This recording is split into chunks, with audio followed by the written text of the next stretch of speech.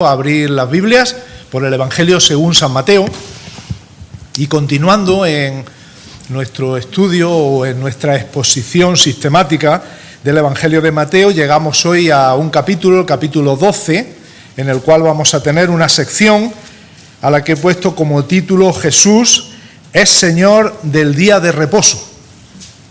Un tema que quizá pensemos que no nos afecta directamente, pero veremos ahora cómo también a todos nos afecta y podemos sacar lecciones espirituales para nuestra vida. Vamos a leer Mateo capítulo 12, empezando en el versículo 1 y hasta el 21. Y dice así la palabra de Dios, una lectura un poco larga, vamos a estar atentos a lo que dice. Y dice 12:1 que en aquel tiempo iba Jesús por los sembrados en un día de reposo y sus discípulos tuvieron hambre y comenzaron a arrancar espigas y a comer. Viéndolo los fariseos le dijeron: he aquí tus discípulos hacen lo que no es lícito hacer en el día de reposo. Pero Jesús les dijo: ¿no habéis leído lo que hizo David cuando él y los que con él estaban tuvieron hambre? ¿Cómo entró en la casa de Dios y comió los panes de la proposición que no les era lícito comer ni a él ni a los que con él estaban, sino solamente a los sacerdotes? ¿O no habéis leído en la ley cómo en el día de reposo los sacerdotes en el templo profanan el día de reposo y son sin culpa? Pues os digo que uno mayor que el templo está aquí.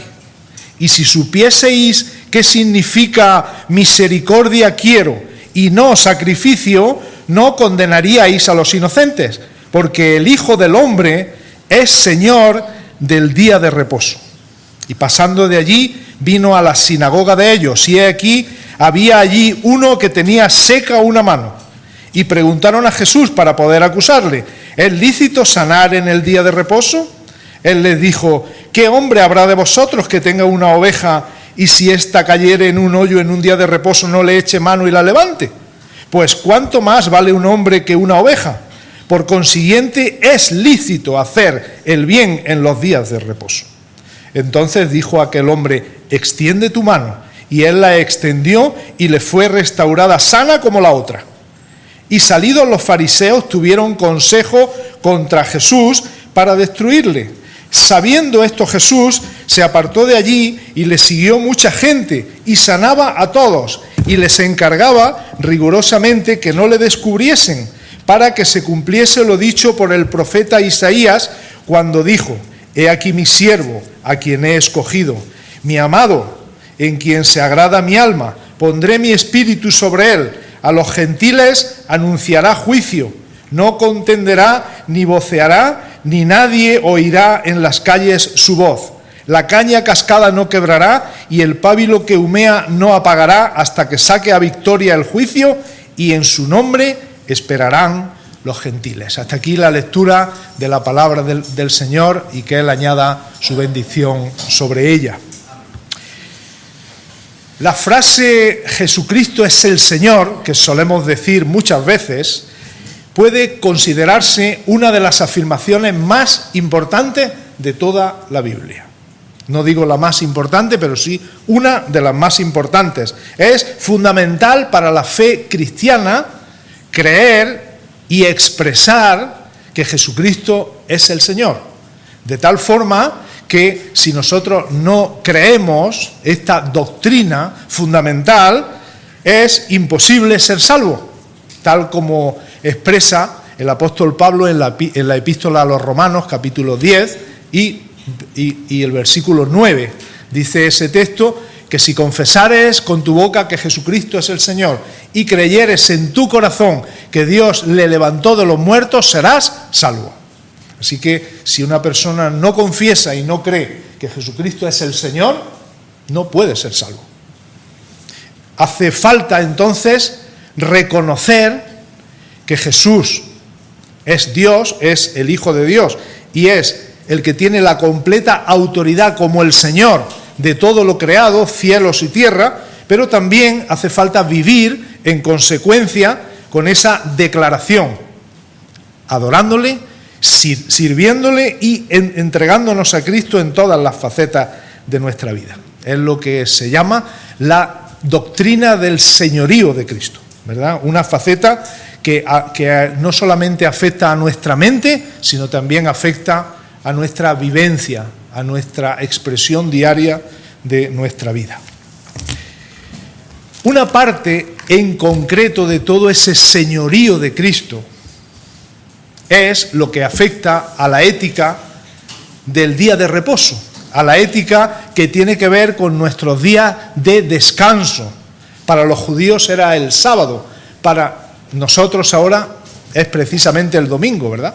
El día que tenemos para dejar nuestras actividades y emplear ese día de una manera espiritual para agradar al Señor, para escuchar su palabra, para reunirnos, etcétera, y también para descansar, como digo, de nuestros trabajos. También Jesús, como el Señor de todas las cosas, es también Señor del día de reposo. Eso es lo que vamos a estudiar hoy. ¿Y por qué lo digo esto? Bueno, pues porque aquí tenéis el texto en el que se nos explica con algo que ocurrió realmente, algo que le pasó a Jesús durante su ministerio. Y es que un día iban los discípulos andando y tuvieron hambre.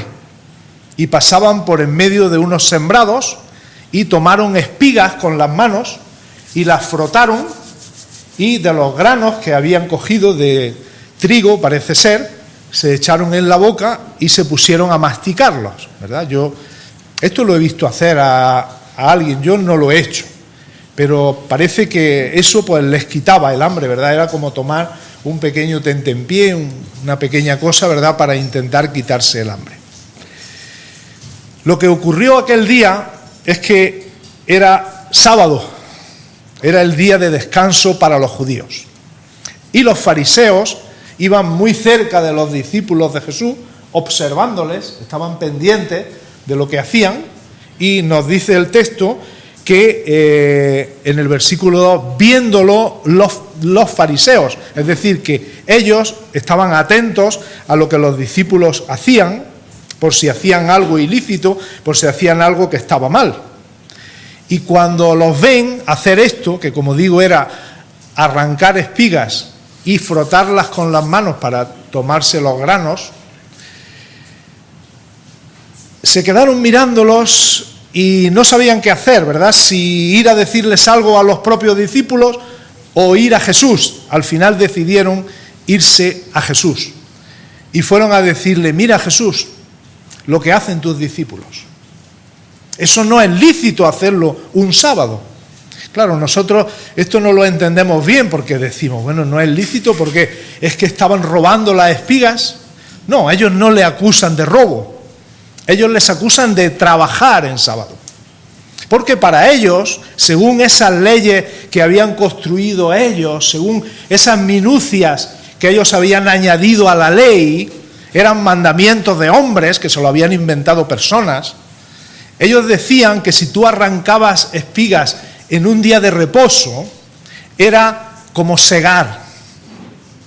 Y si tú las frotabas con tus manos, era como trillar. Yo no sé si todos entendemos bien esto, porque hace falta, ¿verdad?, conocer cómo es el trabajo en el campo para obtener el trigo, ¿verdad? Pero para obtener el trigo hace falta primero segarlo, hacerlo haces, ¿verdad? Y luego después hace falta con un trillo pasar por encima para desprender los granos y que esos granos puedan ser llevados al molino para conseguir harina. Yo sí lo he visto hacer, ¿verdad? Pero hay algunos jóvenes que creen que el trigo, no sé de dónde viene, ¿verdad? Pero viene de unas espigas del campo, ¿verdad? Y se siega y se trilla. Pero lo importante aquí es que los fariseos le estaban diciendo a Jesús: mira, Jesús, tus discípulos están haciendo algo ilícito porque trabajan en sábado. ¿Trabajan? Sí. Están segando y están trillando y tú no les estás diciendo nada, así que participa de su pecado. Fijaros qué manera de acusar a Jesús. Ese era el espíritu con el que Dios había dado la ley del día de reposo. Ese era el espíritu de Dios cuando dio esa ley de que no pudiera ni siquiera tomar una espiga. pues realmente si nosotros leemos en el libro del Éxodo, no lo vamos a leer ahora, Éxodo 20, donde aparecen los 10 mandamientos, allí realmente lo que el Señor dice es que ese día era para santificarlo, ese día era un día para consagrarlo a Dios. Y era un día de suma importancia para los israelitas, porque en la vida de la religión de su país, ellos lo habían tomado como un día de alegría, un día de gozo, en el que las familias se juntaban, en el que no se podía trabajar, no se podía llevar carga, no se podía viajar, no se podía comerciar, porque había que dedicarse a las cosas del Señor.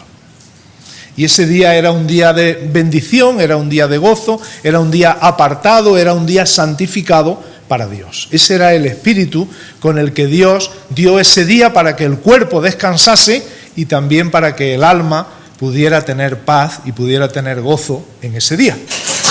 Pero ¿qué habían hecho los fariseos? Ellos habían creado una cantidad de normas y de reglas, como digo, inventadas por los hombres que no estaban en la Biblia, que no estaban en la ley, y ese tipo de normas hacían que el sábado se hubiera convertido en un día de tristeza en lugar de un día de gozo, en un día de opresión, en un día legalista, en un día en el que ellos sentían la carga del cumplimiento de una serie de normas fuera de las cuales ellos iban a hacer algo ilícito o iban a pecar contra Dios. Eso era lo que los fariseos habían transmitido a toda esa generación, que era la generación de Jesús, donde Jesús se desarrollaba y donde Él hizo su ministerio.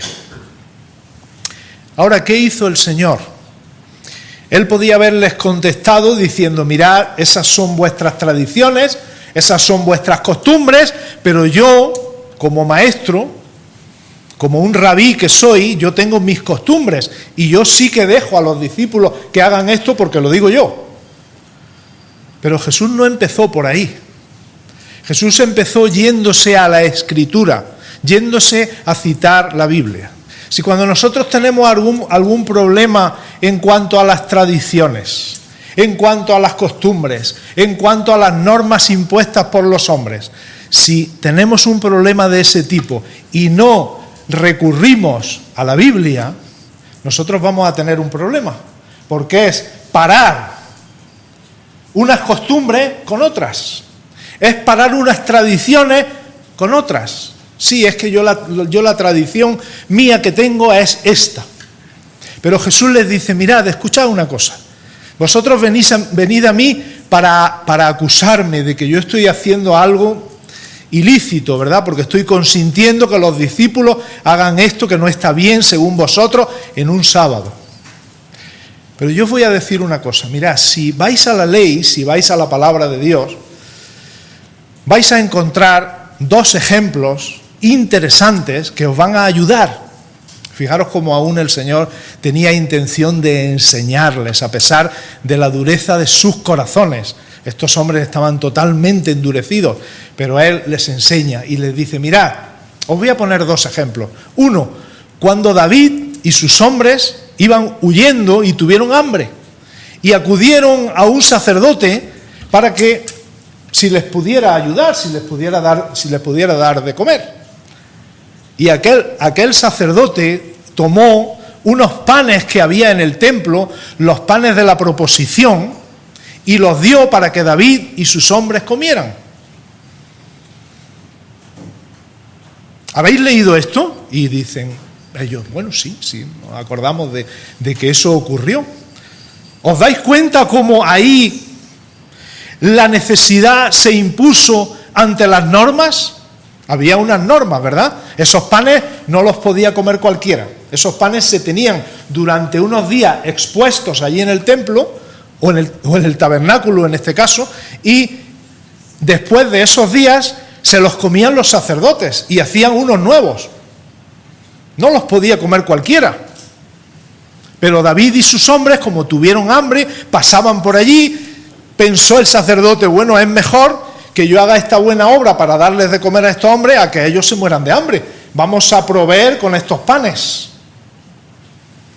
Es importante que nos demos cuenta, hermanos, porque algunas personas utilizan este texto, el texto de David y de los panes, lo usan como una excusa para hacer lo malo. Y dicen, no, es que, oye, aquí no hay normas ningunas.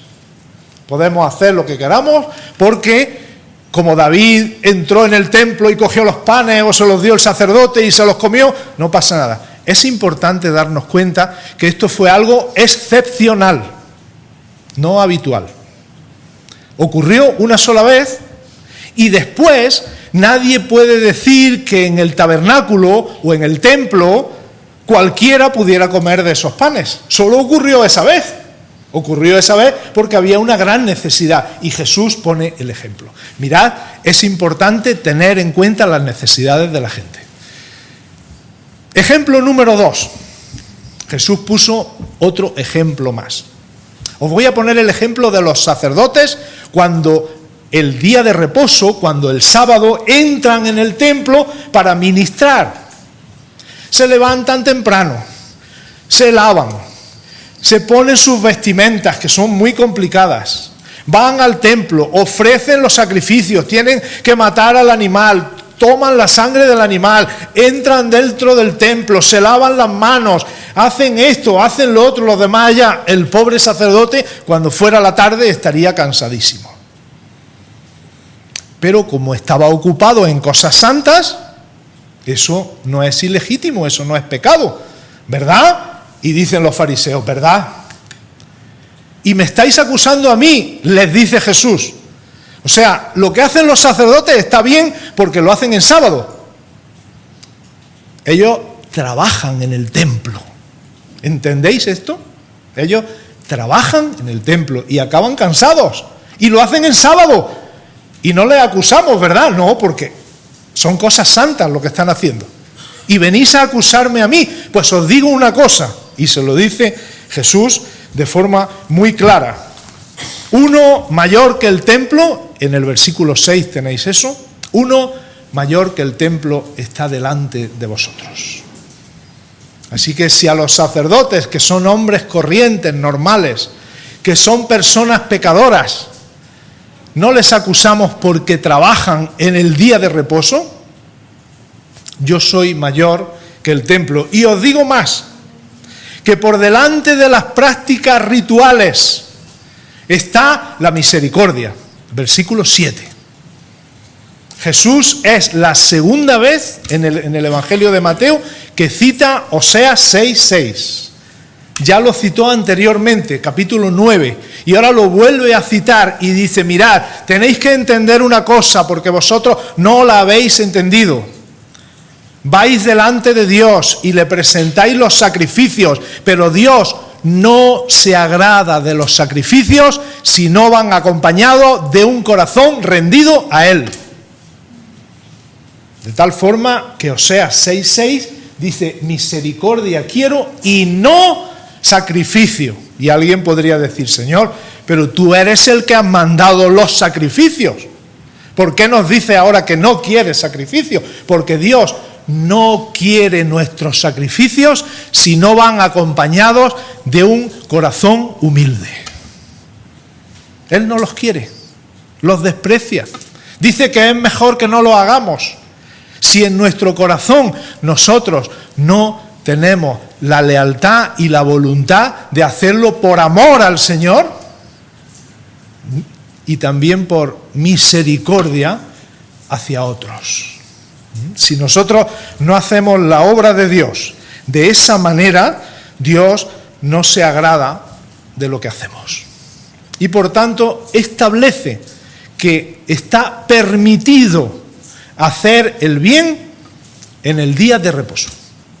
¿Por qué dice eso Jesús? Está en el versículo 8.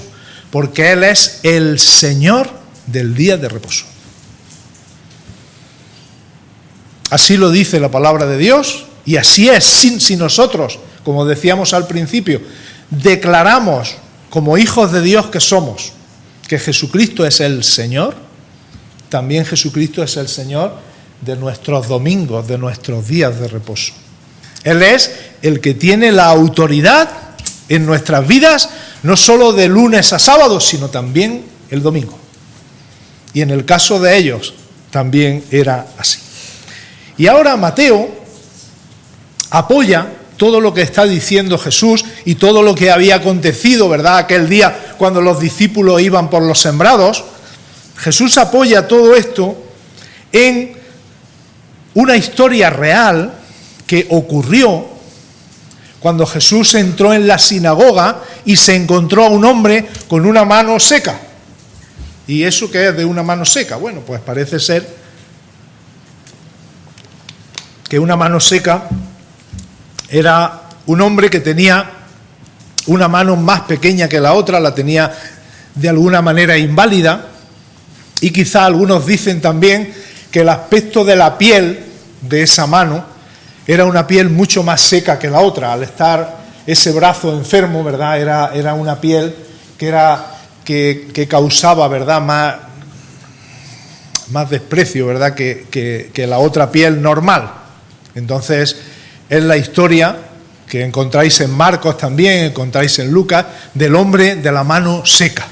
El hombre de la mano seca es que tenía una mano que no le servía para poder trabajar, para poder hacer sus ocupaciones, para poder hacer sus cosas. Y hemos leído esa historia, ¿verdad? Yo os invito a que la leáis en Marcos capítulo 3, ¿verdad? Porque ahí aparece de una manera quizá, a mi punto de vista, mucho más expresiva, mucho más vívida, ¿verdad? Marcos 3, del 1 al 6, que no vamos a leer ahora, pero aparece, ¿verdad?, cómo Jesús saca a ese hombre, lo pone en medio de todos y les hace la pregunta y les dice: mirad, este hombre no puede trabajar porque tiene una mano enferma. ¿Es lícito que yo le sane siendo hoy sábado o no? Os lo pregunto de otra manera, les dice Jesús. ¿El sábado es lícito hacerlo bueno o hacerlo malo? Y todos se quedaron igual que habéis quedado vosotros, en silencio, pero no con la misma actitud, con una actitud diferente.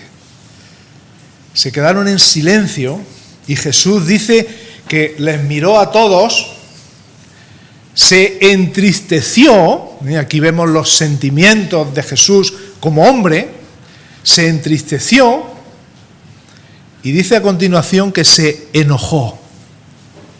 Así que les miró, se entristeció, ¿cómo es posible? Y se enojó por la dureza del corazón de ellos. ¿Curo a este hombre o no lo curo? Y ellos decían, bueno, por un lado, pienso yo que pensarían ellos en su mente, por un lado sería bueno curarle, pero por otro lado es sábado, cuidado. Algunas lecciones de este incidente del hombre de la mano seca, algunas lecciones.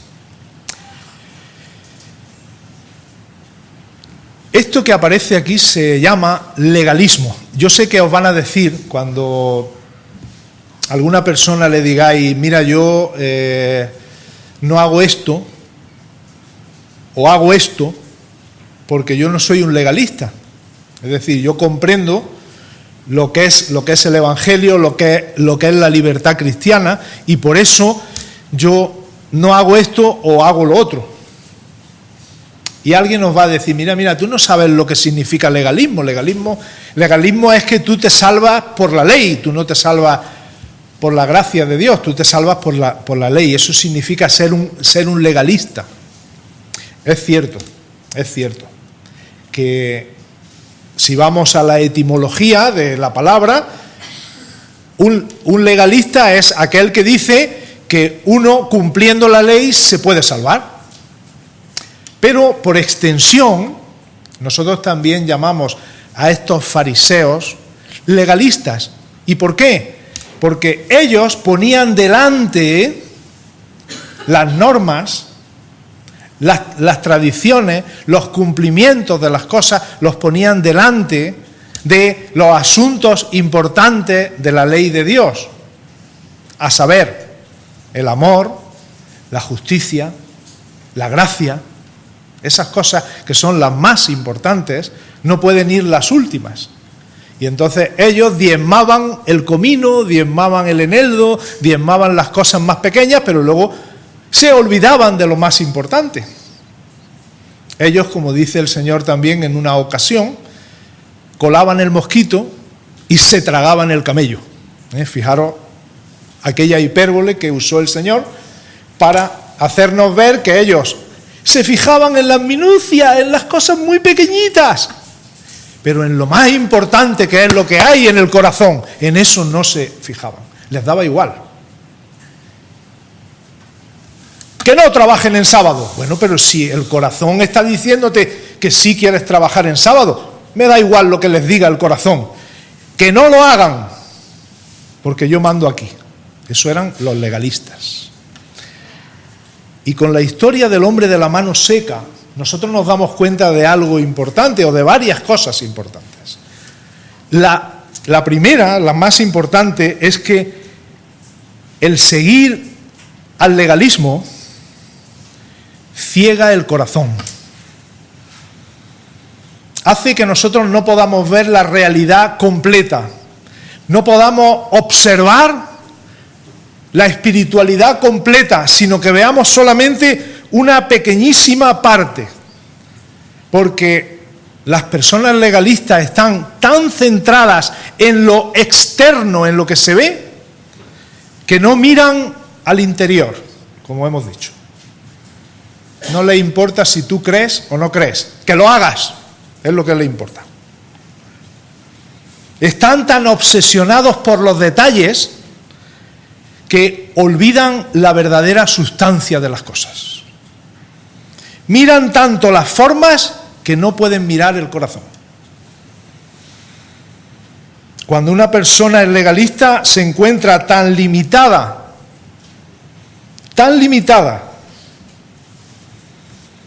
en su discernimiento, que no es capaz de diferenciar lo importante de lo accesorio. Eso es algo que tenemos que tener muy en cuenta, incluso a la hora de leer la Biblia, incluso a la hora de llevar nuestra propia vida cristiana. ¿Qué es lo fundamental y qué es lo accesorio? Yo ya sabéis que me gusta poner ejemplos muy obvios, ¿vale? Pero voy a poner en esta ocasión otro para que lo entendamos.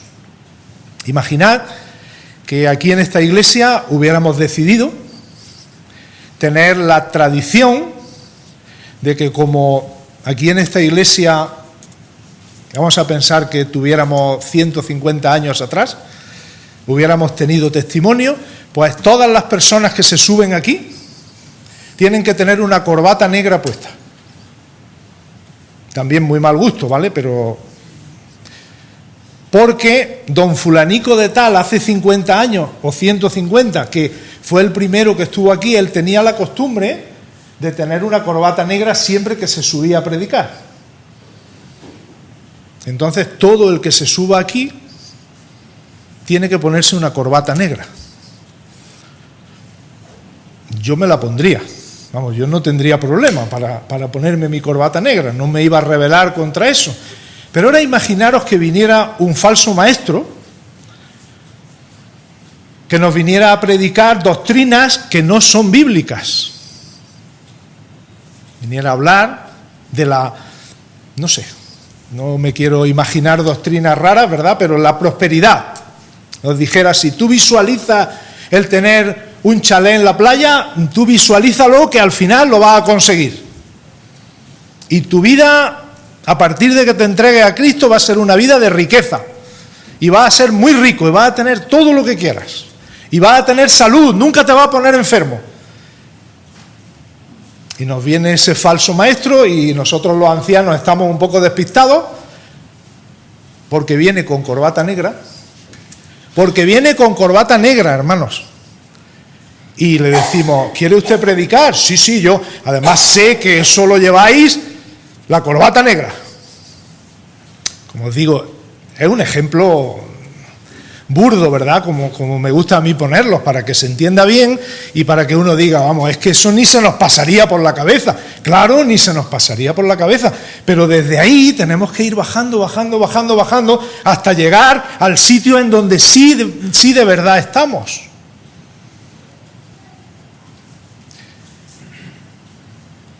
Hemos entendido, ¿verdad? Y entonces le dejamos que hable, porque no nos importa lo que hay en el corazón, no nos importa ni siquiera lo que sale por su boca, sino somos tan legalistas que lo único que queremos es que todo el que se suba aquí tenga corbata negra, porque siempre se ha hecho así. Estáis viendo el error, ¿verdad? Otro peligro de seguir el legalismo, otro peligro. Mirad lo que dice el texto en el versículo 12-14 de Mateo. Y salidos los fariseos, que eran gente que amaba la ley y que amaba a Dios, tuvieron consejo contra Jesús para destruirle. Esa es una de las consecuencias de practicar el legalismo. No, pero es que yo me voy a subir sin ponerme la corbata. No, pues tú no te subes. Pues sí me subo. Pues no te subo. Vamos a destruirte. ¿Os imagináis? Hemos oído, porque es así, que el odio teológico es casi el peor de los odios.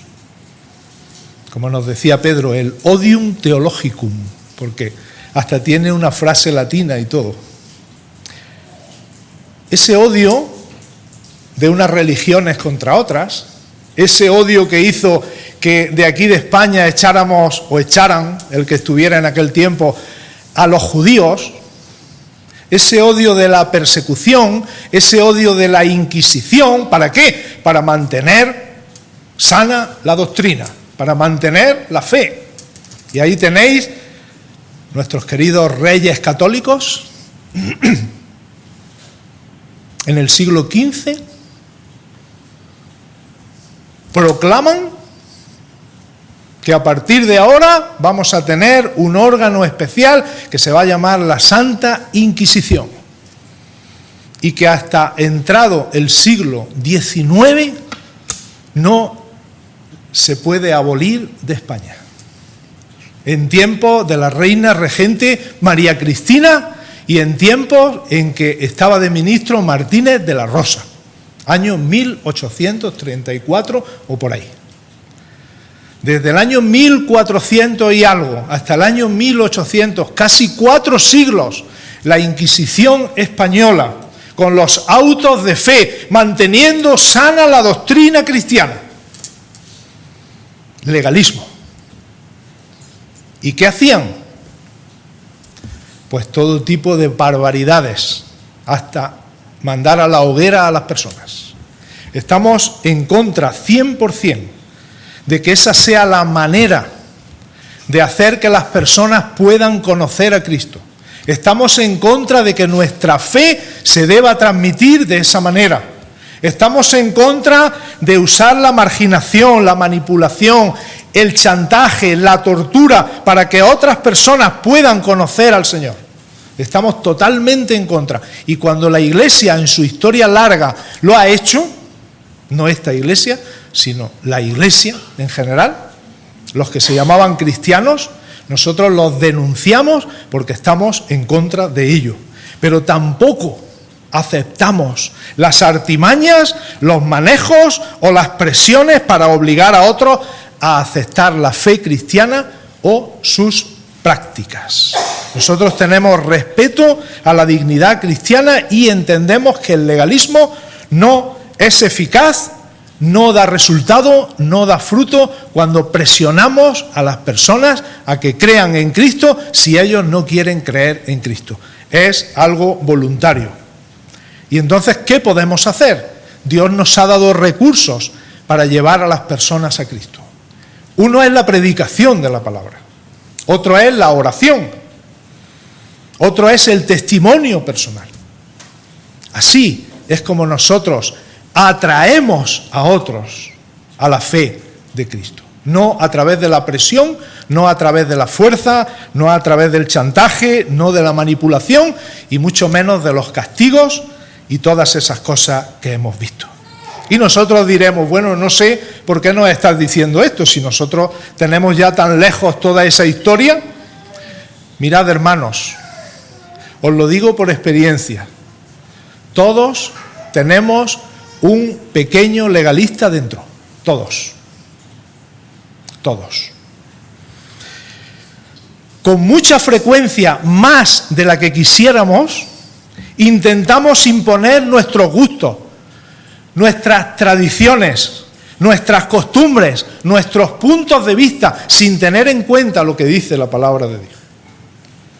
Hay veces que podemos llegar a ser pesados, impositivos e incluso crueles con las personas que no piensan igual que nosotros para conseguir nuestros fines, como he dicho, de atraerlos a la fe, cuando realmente lo que estamos haciéndolo es apartándolos aún más.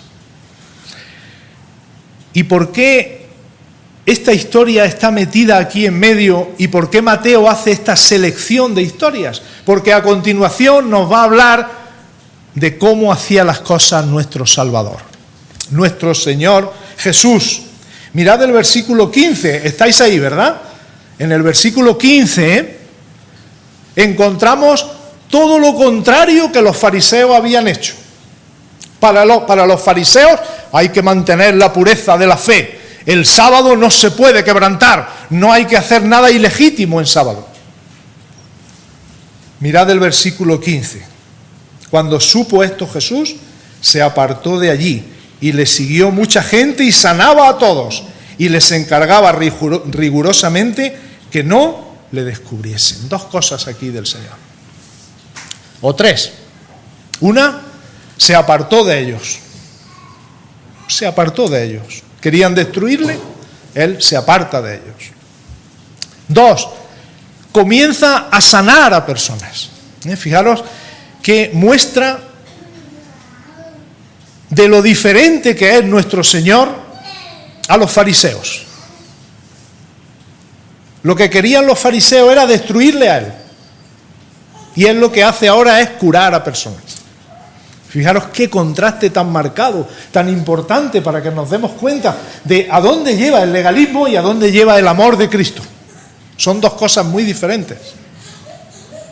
Para los legalistas, vamos a destruirlo. Para Jesús, voy a sanar a personas. No les voy a preguntar por su fe ni siquiera. Si veo a un cojo, lo voy a curar. Si veo a un manco, lo voy a curar. Y no le voy a preguntar ni por su fe, lo voy a curar, para que os deis cuenta de cuál es el Espíritu de Dios que ha venido a esta tierra, para que os deis cuenta lo equivocados que estáis. Y la tercera cosa, les encarga que no se lo digan a nadie. ¿Cuántas veces hace esto Jesús durante el Evangelio? Muchas veces. Hacía un milagro, no lo digáis a nadie. Curaba a unos ciegos, no se lo digáis a nadie. Que no le descubriesen, es lo que algunos teólogos han llamado el secreto mesiánico. Jesús quería que su fama no fuera una fama de milagrero. Jesús quería que no hubiera una crisis antes de tiempo. Jesús quería que las personas vinieran a él por la fe, no vinieran solo porque veían las señales, etcétera, etcétera. Todas estas cuestiones, ¿verdad?, que hemos estudiado muchas veces. Pero ¿cómo hay un contraste tan marcado entre la actitud de los fariseos, que no toleraban a nadie que se saliera de sus normas, y si se salía alguien de sus normas eran inquisidores, y cómo Jesús aquí ama a las personas, sana a las personas y les dice: esto no se lo digáis a nadie. Y a continuación Mateo dice: mirad, esto que Jesús decía no es extraño, porque 17 se estaba cumpliendo lo dicho por el profeta Isaías. ¿Qué dijo Isaías? Isaías dijo: este es mi siervo, yo lo he escogido. Este es mi amado, ese es el que realmente me agrada. Los fariseos no, él sí me agrada. ¿Y cuál es la característica de él? Ya está en el versículo 19. No contenderá, ni voceará, ni nadie oirá su voz por las calles. Jesús no iba a formar espectáculo. Jesús no iba a crear un tumulto. Jesús no iba a hacer un auto de fe en medio de una plaza de Toledo en el que todo el mundo pudiera verlo y asomarse por los balcones para ver cómo quemaban a aquel hereje. No. No gritará, ni alzará su voz, ni la hará oír por las calles. Habla de cómo restauraría con ternura a las personas que lo necesitan. No quebrará la caña cascada, no apagará el pábilo que humea. Y el texto de Isaías termina con una preciosa frase que te afecta a ti y que me afecta a mí. En su nombre esperarán no solo los judíos, sino también los gentiles. Una frase que nos afecta a nosotros. No solo los judíos, también los gentiles. Vaya texto que escogió Mateo, ¿verdad?, para insertar ahí. Como dijo Isaías, mirad, es que lo que estaba ocurriendo no era algo que estaba ocurriendo por casualidad, sino que ya esto estaba escrito. Ya Isaías lo había dicho. Ese es el siervo de Dios. En comparación con aquellos que eran los representantes de Dios en aquella época, los fariseos, los escribas, los intérpretes de la ley, los miembros del Sanedrín, todos aquellos que representaban a la religión de la época, los representantes de Dios, los defensores de la fe. Frente a esos tenemos a Jesús, el siervo de Dios que nos presenta Isaías. Ese siervo en quien se agrada Dios sobre todas las cosas. Ese siervo que es Señor del día de reposo y que también es Señor de todo lo creado. Ese siervo que está vestido con ropa de esclavo para llevar a cabo la obra de la redención, para salvarte a ti y para salvarme a mí, para entregar su vida en la cruz, el que no vino para ser servido, sino para servir y para entregar su vida en rescate por muchos. A Él sea toda la gloria. Amén.